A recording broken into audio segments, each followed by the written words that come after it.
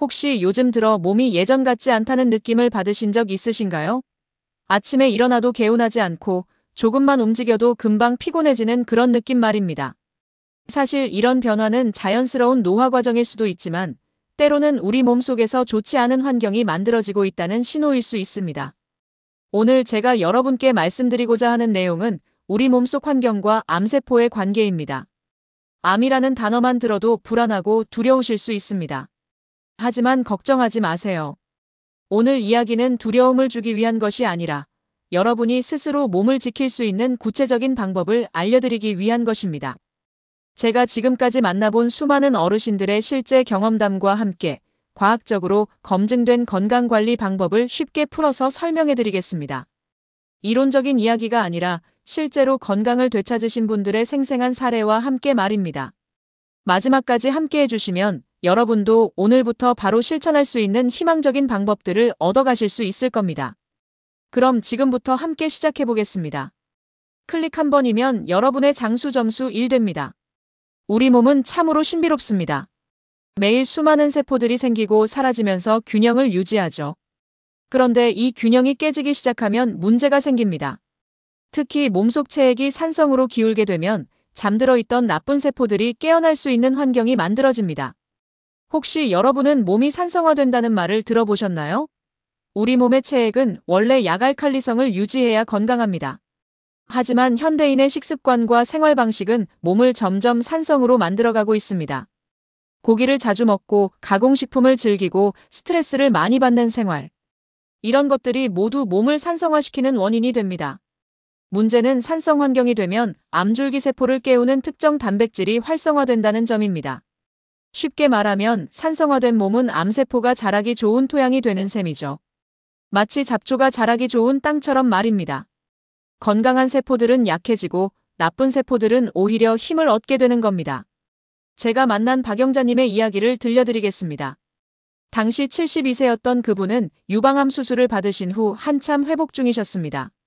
수술은 잘 끝났지만 문제는 회복 속도가 너무 더뎠다는 점이었어요. 항암 치료가 끝난 지 몇 달이 지났는데도 여전히 기력이 없고 입맛도 없고 조금만 움직여도 숨이 차셨습니다. 가족들은 나이 탓이라고 생각했지만 본인은 뭔가 잘못되고 있다는 느낌을 받으셨다고 합니다. 병원에서 정밀 검사를 해봤지만 특별한 이상은 없었습니다. 그러다 우연한 기회에 체액의 산도를 측정해 볼 수 있었는데 결과는 예상보다 심각했습니다. 몸이 상당히 산성으로 기울어져 있었던 거죠.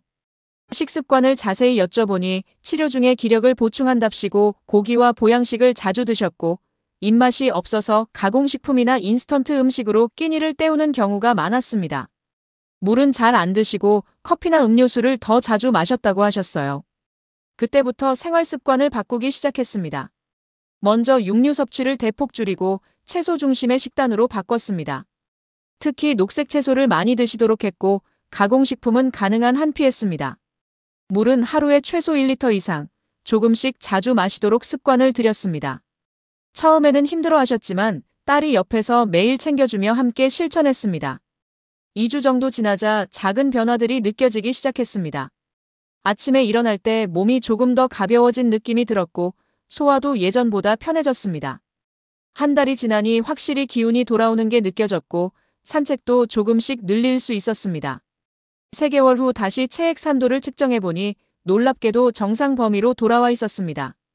얼굴에도 생기가 돌고 웃음도 많아지셨죠.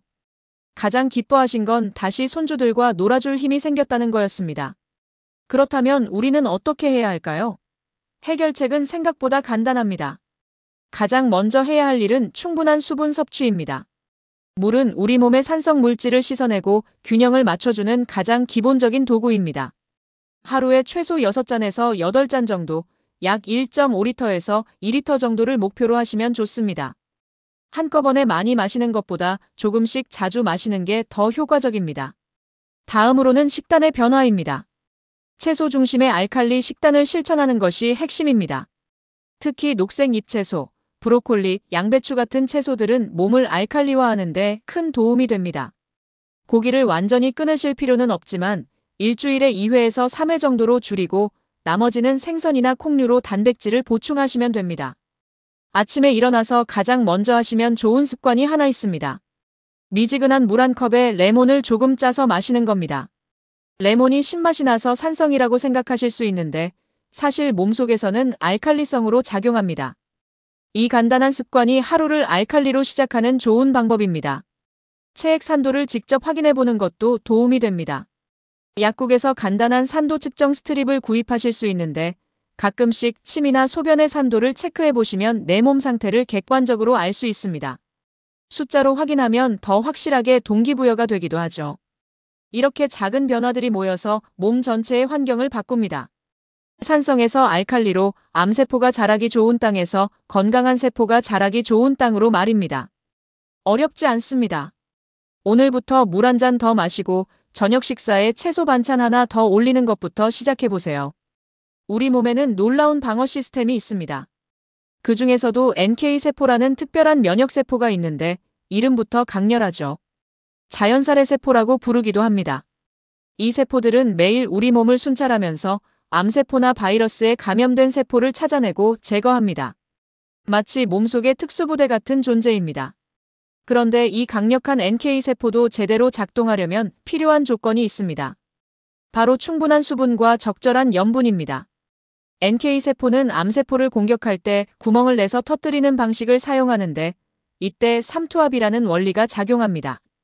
수분과 염분이 부족하면 구멍만 내고 암세포를 완전히 죽이지 못하는 상황이 생기는 거죠. 특히 나이가 들수록 이 문제가 더 심각해집니다. 갈증을 잘 못 느끼게 되고 건강을 위해 소금을 극도로 제한하는 경우가 많기 때문입니다. 혈압이 걱정되어 소금을 아예 안 먹거나 물도 잘 안 마시는 분들이 많으신데 이게 오히려 면역력을 떨어뜨리는 원인이 될 수 있습니다. 김나모님의 경우를 말씀드리겠습니다. 68세이셨던 그분은 대장암 진단을 받고 수술과 항암 치료를 받고 계셨습니다.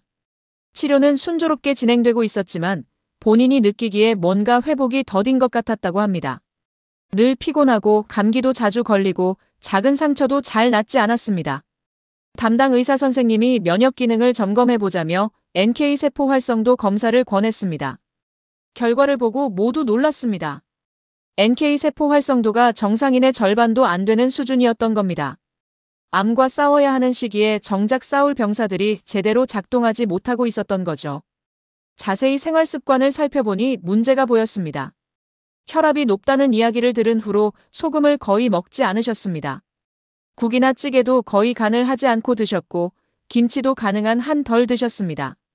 물은 하루에 3잔에서 4잔 정도밖에 안 마셨는데 화장실 가는 게 불편해서 일부러 적게 마셨다고 하셨어요. 좋은 의도였지만 결과적으로는 면역 시스템에 악영향을 주고 있었던 겁니다. 그때부터 조금씩 바꿔나갔습니다. 먼저 물 섭취량을 늘렸습니다. 처음에는 힘들어하셔서 타이머를 맞춰놓고 이 시간마다 물 한 컵씩 마시도록 했습니다. 소금도 완전히 끊는 게 아니라 적정량을 섭취하도록 조절했습니다.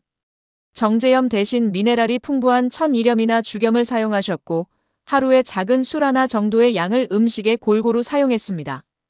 처음 2주 정도는 큰 변화를 못 느꼈습니다. 하지만 한 달쯤 지나니 피로감이 조금씩 줄어드는 게 느껴졌습니다. 아침에 일어날 때 몸이 덜 무겁고 오후에도 졸음이 덜 쏟아졌습니다. 2개월 후에 다시 NK세포 활성도를 검사했더니 놀랍게도 정상 범위 하한선까지 올라와 있었습니다. 완벽한 수준은 아니었지만 분명한 개선이었죠. 3개월째에는 정상 범위 안으로 완전히 들어왔고 본인도 확실히 기운이 나는 걸 느끼셨습니다. 가족들도 변화를 느꼈습니다. 감기에 덜 걸리고 식욕도 돌아오고 무엇보다 표정이 밝아졌습니다. 처음에는 물 마시는 게 정말 힘들었는데 이제는 안 마시면 입이 허전해요라고 말씀하시더군요. 소금에 대한 두려움도 많이 사라졌습니다. 무조건 피하는 게 아니라 적절히 섭취하는 게 중요하다는 걸 몸으로 확인하신 거죠. 그렇다면 우리는 어떻게 해야 할까요? 첫째, 충분한 수분 섭취입니다. 하루에 6잔에서 8잔, 약 1.5리터에서 2리터 정도가 적당합니다.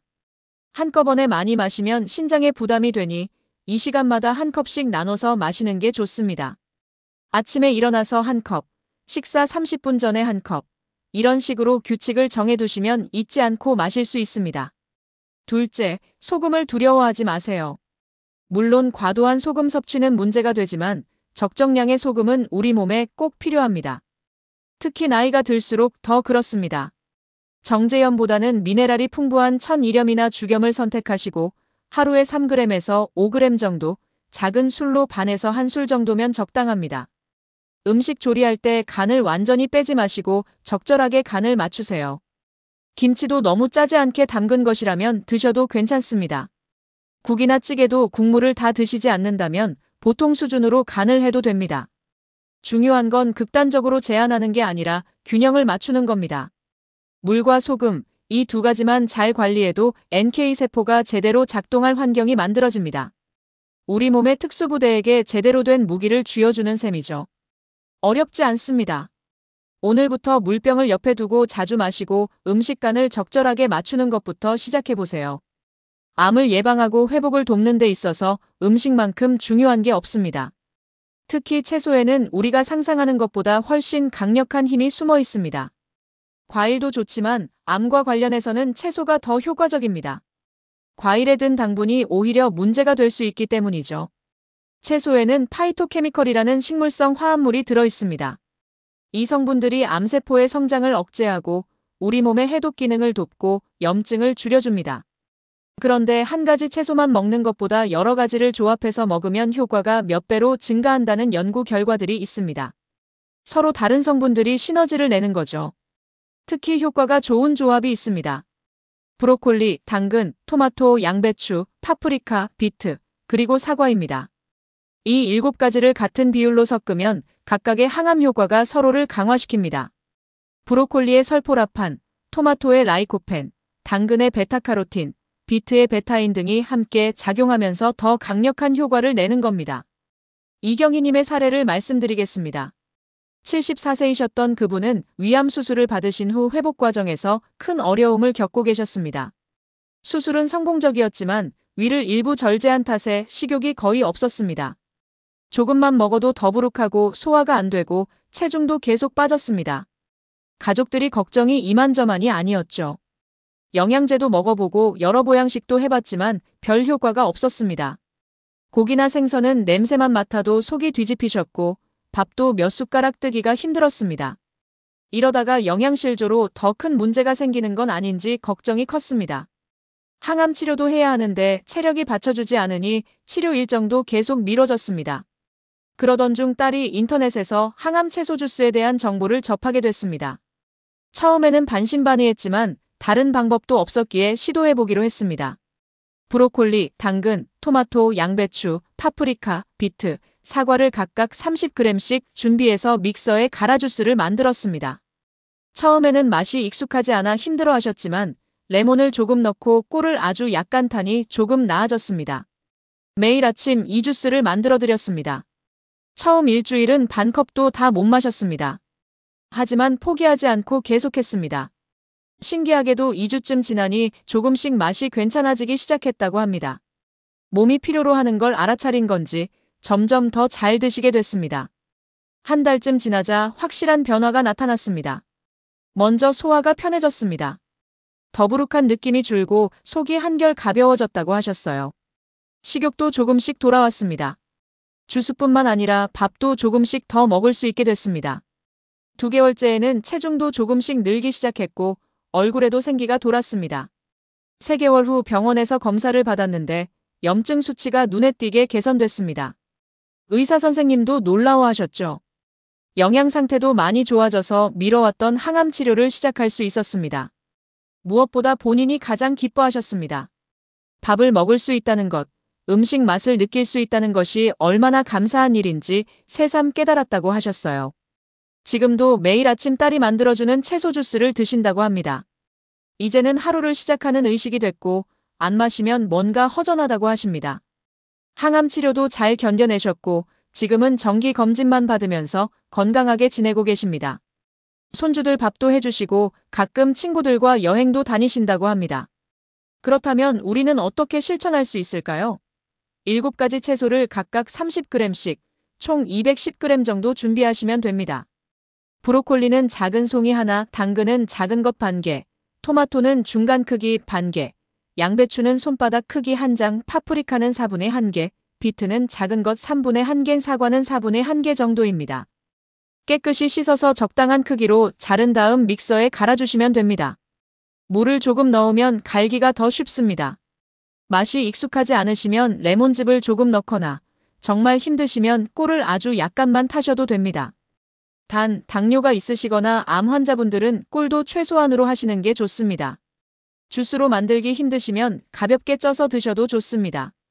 찜기에 5분에서 10분 정도만 쪄도 부드러워져서 먹기 편합니다. 이때 죽염을 아주 조금 뿌려 드시면 미네랄도 보충되고 맛도 좋아집니다. 샐러드로 드시는 것도 방법인데 생으로 먹기 힘든 브로콜리나 양배추는 살짝 데쳐서 드시면 됩니다. 중요한 건 꾸준함입니다. 하루 이틀 먹고 효과를 기대하시면 안 됩니다. 최소 한 달, 가능하면 석 달 이상 꾸준히 드셔야 몸에서 변화를 느낄 수 있습니다. 처음엔 힘들어도 습관이 되면 오히려 안 먹는 게 불편해집니다. 작지만 꾸준한 이 채소 습관이 여러분의 몸은 여러분이 지켜야 합니다. 의사도 약도 중요하지만 가장 중요한 건 여러분 스스로의 노력입니다. 매일 드시는 음식, 마시는 물, 하시는 말, 가지시는 마음가짐이 모두 여러분의 건강을 만듭니다. 암을 예방하는 것도, 재발을 막는 것도 결국은 여러분의 작은 선택과 실천에서 시작됩니다. 불안하고 두려운 마음은 당연합니다. 나이가 들수록 몸이 예전 같지 않을수록 걱정이 커지는 건 자연스러운 일입니다. 하지만 그 불안과 걱정에만 머물러 계시지 마세요. 오늘 배운 것들을 하나씩 실천하면서 스스로 건강을 지키는 힘을 기르세요. 그 힘이 여러분에게 진짜 희망을 줄 겁니다. 오늘 영상을 보신 후에 가족들과 함께 이야기 나눠보세요. 오늘부터 우리 이렇게 해보자고 말입니다.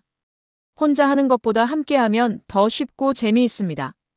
배우자와 함께 산책을 나가고 자녀와 함께 채소 주스를 만들고 손주들에게 감사일기를 보여주세요. 여러분의 작은 실천이 가족 모두의 건강으로 이어질 겁니다. 한 달 후, 석 달 후 여러분의 몸이 어떻게 달라져 있을지 기대해 보세요. 아침에 일어날 때 몸이 더 가볍고 하루를 보내는 게 덜 피곤하고 마음도 더 편안해진 자신을 발견하실 겁니다. 작은 변화들이 모여서 큰 건강의 차이를 만듭니다. 여러분 모두 건강하시고 행복하시길 바랍니다. 오늘이 여러분의 새로운 시작이 되길 바랍니다. 걱정과 불안을 잠시 내려놓으시고 희망을 가지고 한 걸음씩 나아가세요. 여러분은 할 수 있습니다. 지금 바로 시작하세요. 감사합니다. 몸을 지키는 가장 큰 힘이 될 겁니다. 아무리 좋은 방법이라도 실천하기 어려우면 소용없습니다. 매일 7가지 채소를 준비해서 주스를 만들기가 부담스러우신 분들도 계실 겁니다. 바쁘신 분들, 혼자 사시는 분들, 요리가 익숙하지 않으신 분들에게는 매일 아침 채소를 씻고 자르고 갈아내는 게 큰 일이 될 수 있습니다. 다행히 더 간편한 방법이 있습니다. 바로 녹색 채소 파우더를 활용하는 겁니다. 케일, 보리새싹, 시금치, 밀싹 같은 알칼리화에 특히 좋은 채소들을 분말로 만든 제품들이 있습니다. 이런 파우더는 영양소가 농축돼 있어서 적은 양으로도 효과를 볼 수 있고 보관도 쉽고 무엇보다 간편합니다. 물론 신선한 채소를 직접 먹는 것만큼 좋지는 않을 수 있습니다. 하지만 아예 안 먹는 것보다는 파우더라도 챙겨 드시는 게 훨씬 낫습니다. 완벽한 방법을 찾느라 아무것도 안 하는 것보다 실천 가능한 방법으로라도 시작하는 게 중요합니다. 건강관리는 완벽함의 경쟁이 아니라 꾸준함의 싸움이니까요. 다만 과일에 대해서는 조금 주의가 필요합니다. 건강하신 분들은 과일을 적당히 드셔도 괜찮지만 암 환자분들이나 혈당 관리가 필요하신 분들은 과일 섭취를 줄이시는 게 좋습니다. 과일에 든 과당이 암세포의 에너지원이 될 수 있고 혈당을 급격히 올릴 수 있기 때문입니다. 과일을 드시고 싶으시다면 딸기, 블루베리 같은 베리류를 소량만 드시는 게 안전합니다. 조성일님의 경험을 들려드리겠습니다. 당시 65세이셨던 그분은 아직 일을 하고 계셨습니다. 건강검진에서 위험 수치들이 나와서 생활 습관을 바꿔야 한다는 이야기를 들으셨는데 문제는 바쁜 일정이었습니다. 아침 일찍 나가서 저녁 늦게 들어오는 생활이다 보니 제대로 된 식사를 챙기기가 어려웠습니다. 아침은 늘 거르거나 빵 한 조각으로 때우셨고 점심은 회사 근처 식당에서 빠르게 해결하셨습니다. 저녁도 피곤해서 대충 먹고 잠들기 일쑤였죠. 채소를 챙겨 먹어야 한다는 걸 알면서도 실천이 안 됐습니다. 마트에서 채소를 사와도 냉장고에서 시들어버리기 십상이었습니다. 그러던 중 회사 동료가 녹색 채소 파우더를 추천해줬습니다. 처음엔 반신반의했습니다. 가루로 먹는 게 무슨 효과가 있겠나 싶었죠. 하지만 다른 방법도 없었고 일단 간편하다는 게 마음에 들어서 시도해봤습니다. 인터넷으로 유기농 케일과 보리 새싹이 들어간 파우더를 주문했습니다. 다음 날부터 출근길에 텀블러를 챙겼습니다. 집에서 물을 반쯤 채우고 파우더를 한 스푼 넣고 흔들어서 차에 가지고 탔습니다. 출근하면서 마셨는데 처음엔 맛이 좀 이상했습니다. 풀냄새가 나고 약간 씁쓸한 맛도 있었습니다. 하지만 며칠 지나니 익숙해졌고 레몬즙을 조금 넣으니 훨씬 마시기 좋아졌습니다. 일주일 정도 지나니 아침에 속이 편한 게 느껴졌습니다. 늘 더부룩하고 소화가 안 됐었는데 그런 느낌이 줄어들었습니다. 2주째에는 오후에 쏟아지던 졸음도 덜해졌습니다. 커피를 하루에 서너 잔씩 마셨었는데 이제는 한두 잔으로도 충분했습니다. 3주쯤 지났을 때 확실한 변화를 느꼈습니다. 아침에 일어날 때 몸이 가벼웠고 하루 종일 피로감이 덜했습니다. 무엇보다 속이 편했습니다. 식사 후에 늘 더부룩하고 답답했던 게 많이 나아졌습니다. 변비도 있었는데 그것도 개선됐습니다. 작은 변화들이었지만 일상생활이 훨씬 편해졌습니다. 한 달 반쯤 지나서 병원에 가서 다시 검사를 받았습니다. 의사 선생님이 놀라워하셨습니다. 지방간 수치가 개선됐고 염증 수치도 떨어졌고 전반적인 건강 지표들이 좋아진 겁니다. 뭘 하셨어요? 라고 물으시길래 채소 파우더를 마신다고 했더니 그것만으로 이 정도 효과가 나올 수 있나? 하며 신기해 하셨습니다. 지금도 계속 마시고 계십니다. 이제는 집에 텀블러를 여러 개 준비해 뒀습니다. 아침에 출근하면서 한 통, 회사에서 오후에 한 통, 이렇게 하루 2번 마십니다. 습관이 되니 안 마시면 뭔가 허전한 느낌이 든다고 합니다. 가격도 생각보다 부담스럽지 않았습니다. 한 통에 한 달 정도 쓸 수 있는데 매일 외식하며 쓰는 돈에 비하면 훨씬 저렴했습니다. 주변 동료들에게도 적극 추천하고 다니십니다. 바쁘다는 핑계로 건강 미루지 말고 이것만이라도 챙겨 먹으라고 말입니다. 실제로 몇몇 동료들이 따라하기 시작했고 다들 좋은 반응을 보이고 있다고 합니다. 작은 실천이지만 확실한 효과를 본 셈이죠. 그렇다면 우리는 어떻게 활용할 수 있을까요? 먼저 좋은 제품을 선택하는 게 중요합니다. 유기농 인증을 받은 제품을 고르시고 가능하면 농약이나 중금속 검사를 거친 제품을 선택하세요. 성분표를 보고 불필요한 첨가물이 들어있지 않은지 확인하는 것도 중요합니다. 하루에 한 번에서 2번, 한 스푼 정도면 충분합니다. 아침에 일어나서 공복에 마시는 게 가장 좋지만 여의치 않으면 언제든 드셔도 괜찮습니다. 물에 타서 마시는 게 기본이지만 두유나 우유에 타서 마시거나 요거트에 섞어 드셔도 됩니다. 스무디를 만드실 때 넣으셔도 좋습니다. 처음엔 맛이 낯설 수 있습니다. 그럴 때는 레몬즙이나 라임즙을 조금 넣으면 훨씬 마시기 편해집니다. 바나나나 베리류를 조금 넣어서 믹서에 갈아도 좋습니다. 꿀이나 아가베 시럽을 약간 타도 되지만 당분이 신경 쓰이시면 안 넣으셔도 됩니다. 며칠 마시다 보면 익숙해집니다.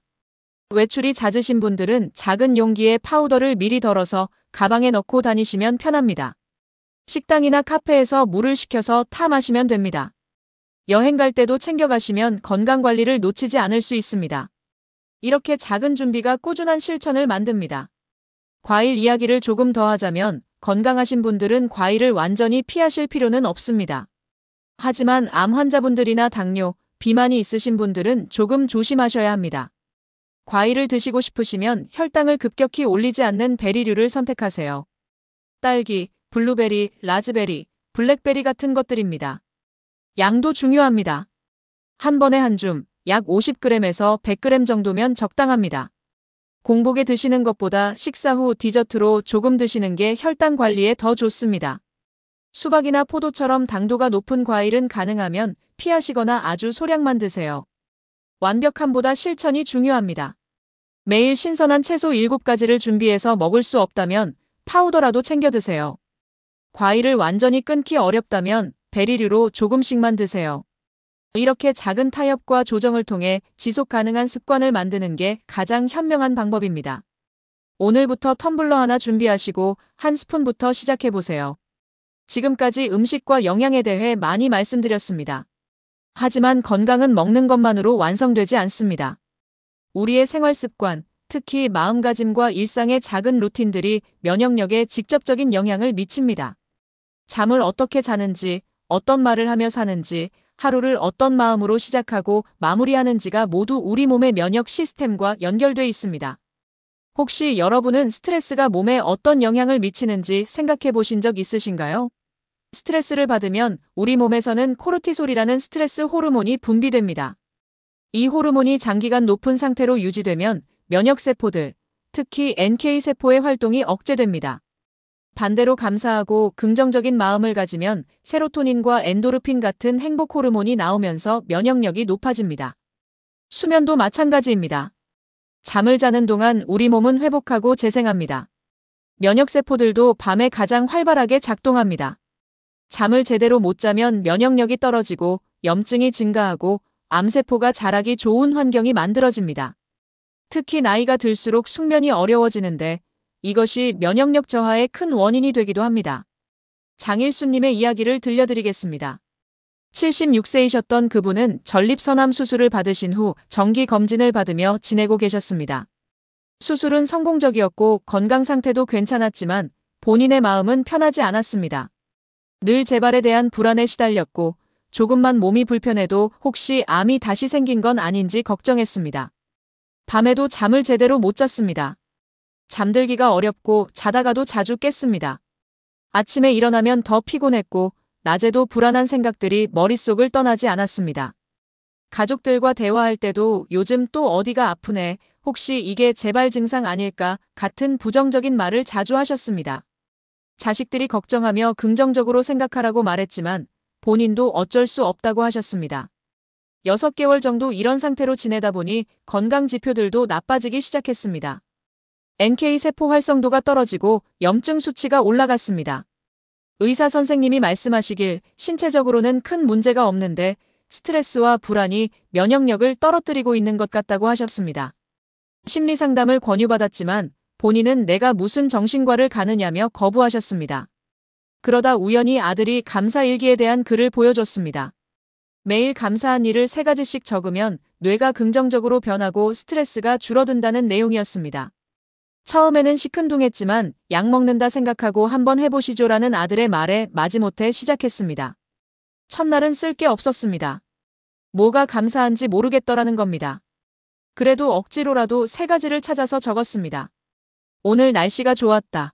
밥이 맛있었다. 아들이 전화했다 같은 아주 작은 것들이었습니다.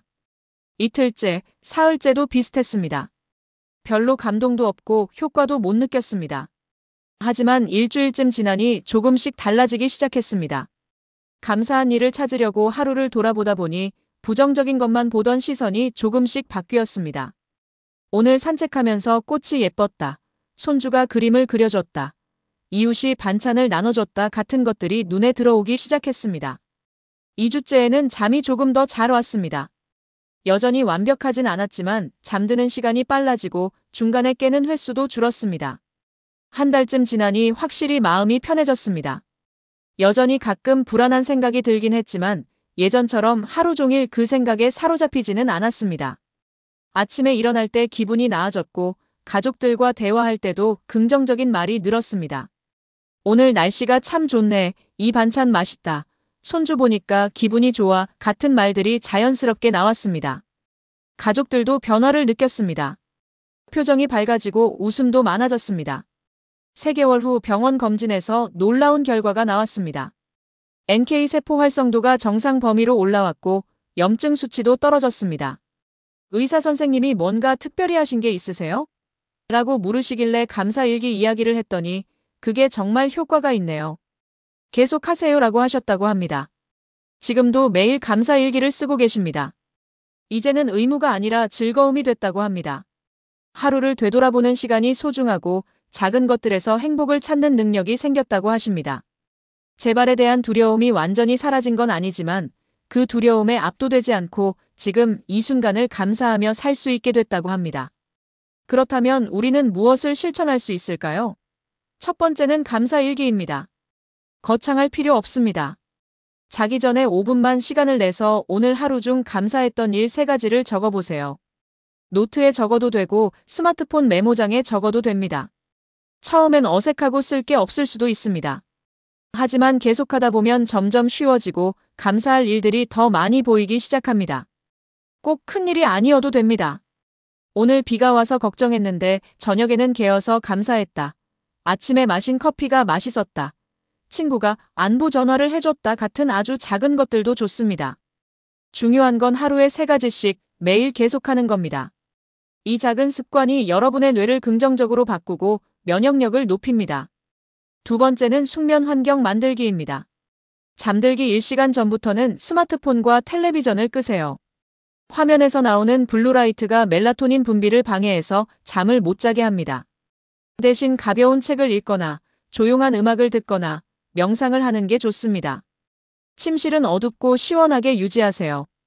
커튼으로 빛을 완전히 차단하고 실내 온도는 18도에서 20도 정도가 적당합니다.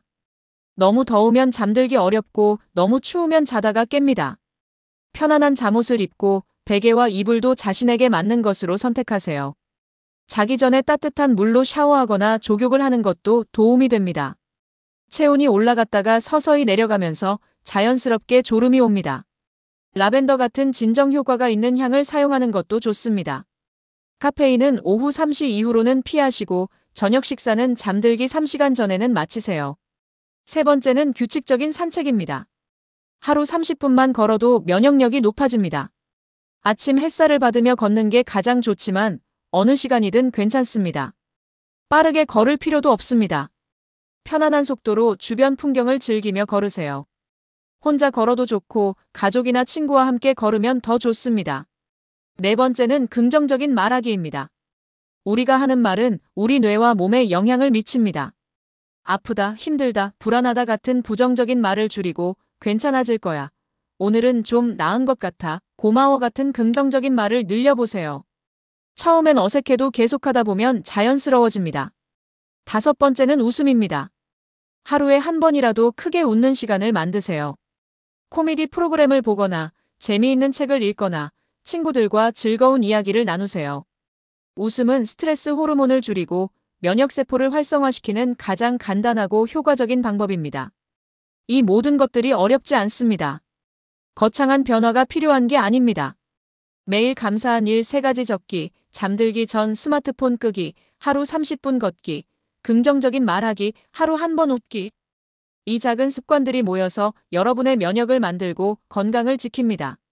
습관이 곧 건강이고 작은 실천이 큰 변화를 만듭니다.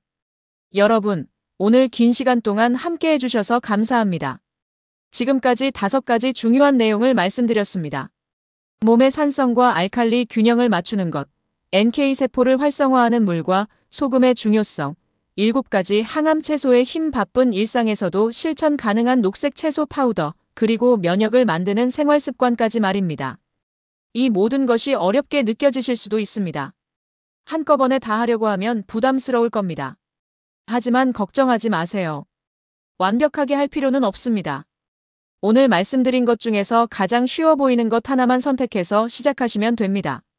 물을 조금 더 마시는 것부터 시작해도 좋습니다. 아침에 레몬물 한 잔을 마시는 것도 좋습니다. 채소 주스를 만들기 어려우면 파우더를 텀블러에 타서 마시는 것도 좋습니다. 자기 전에 감사한 일 3가지를 적어보는 것도 좋습니다. 어느 것부터 시작하든 상관없습니다. 중요한 건 오늘 당장 시작하는 겁니다. 내일부터, 다음 주부터 하겠다고 미루지 마세요. 지금 이 순간부터 작은 한 걸음을 내디드세요. 물 한 잔 마시기, 채소 하나 더 먹기, 감사한 일 하나 떠올리기. 이런 작은 실천이 쌓이고 쌓여서 큰 변화를 만듭니다.